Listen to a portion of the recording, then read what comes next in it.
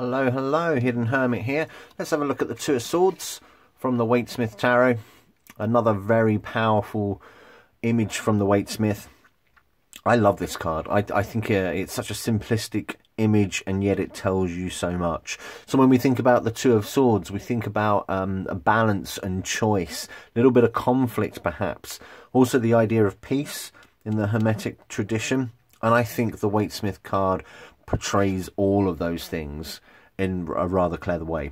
So the Two of Swords is my go-to card when I'm demonstrating the astrological attributions of the minor cards.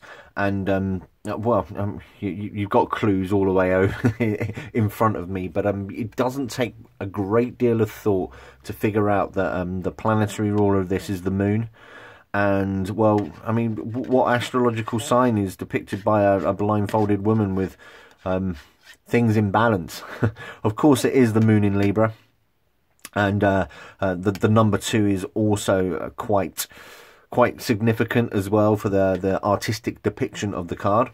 Now, I always like to think that the figure on the card is either Lady Justice or the High Priestess in her nightie. Yeah, I realise I'm making myself laugh. I'm so funny. I'm so funny. But yeah, you get this idea that it could very well... I mean, the one thing missing is the scales of justice, if you like. But the two swords are in perfect balance here.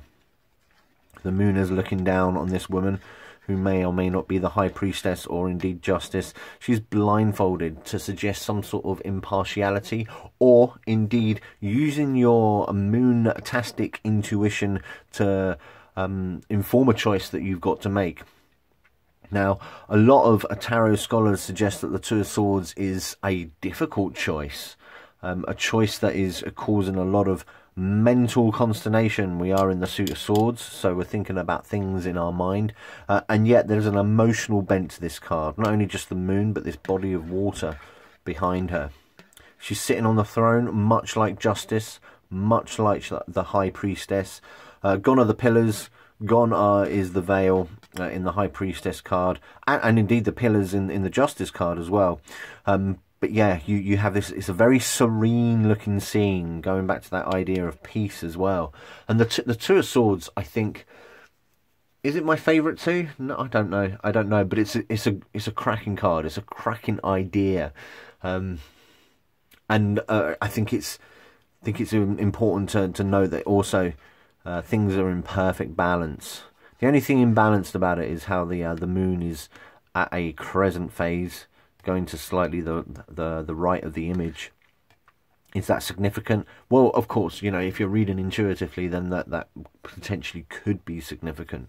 I always like to think that I always look for the moon phase when any of the moon cards come out in a reading, and especially so the Two of Swords.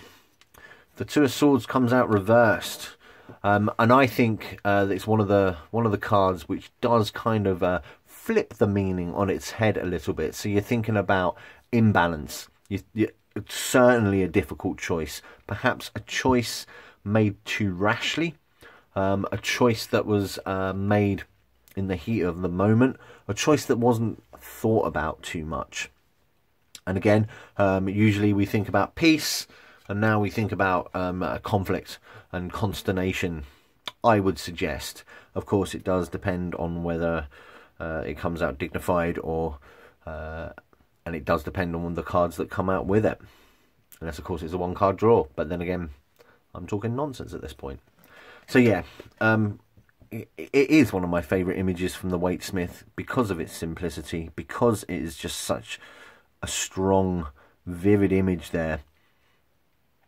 And I'm just going to let you gaze upon it just for a moment. So that is the Two of Swords from the Waite. Thank you very much.